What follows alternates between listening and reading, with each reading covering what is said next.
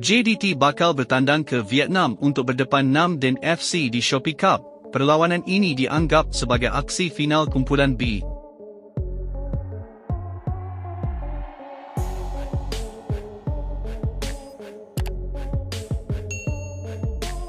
Perlawanan ini dianggap sebagai aksi final memandangkan kedua-dua pasukan sedang bersaing sengit untuk merebut takhta teratas kumpulan.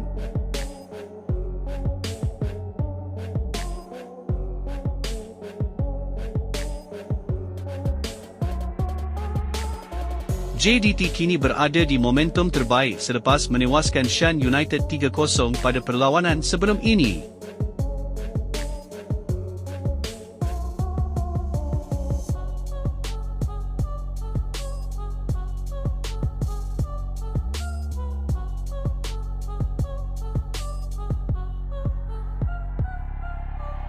Walau bagaimanapun, Nam Dinh bukan lawan yang mudah, kerana mereka merupakan pasukan pertama yang mengesahkan tempat ke separuh akhir selepas meraih 4 kemenangan tanpa kekalahan.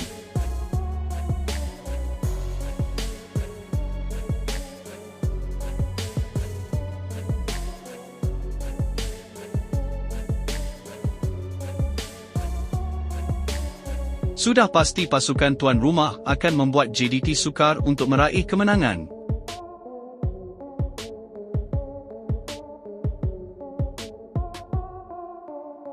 Bagi skuad kendarian Hisco Moors, keputusan seri sudah cukup untuk membawa Harimau Selatan ke pusingan separuh akhir, namun kemenangan akan meletakkan mereka sebagai juara kumpulan B. Aksi sengit ini diramal akan dimenangkan oleh JDT dengan keputusan 1-0.